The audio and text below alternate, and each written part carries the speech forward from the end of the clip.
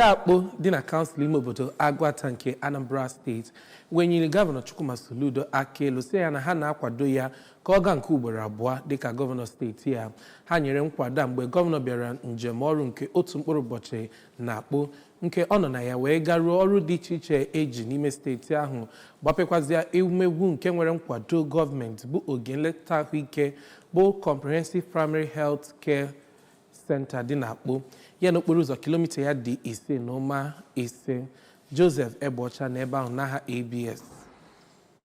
Okwu ngwa enyechere aka na-achị steeti a satifiketi ịchịkwa Anambra steeti ọzọ. Onye eze ọdịnala nke obodo ahụ bụ Igwe Jonathan Okpalaezecha, onye ji ọkwa President General nke Akpo Development Association bụ Maazị Henry Dim, onye ji ọkwa Vice Chancellor nke Peter University One bụ Reverend Father Professor Emmanuel Umezinwa, ya nakwazi Chief Patrick Umelioha toro nnọọ mbọ dị iche iche na ọrụ ọma dị iche iche gọvanọ Chukwuma Soludo lụgoro na Anambra steeti, ebe ha kwuziri na ya bụ njem nleta ọ bịara n'obodo ahụ bụ nnọọ eji ama atụ.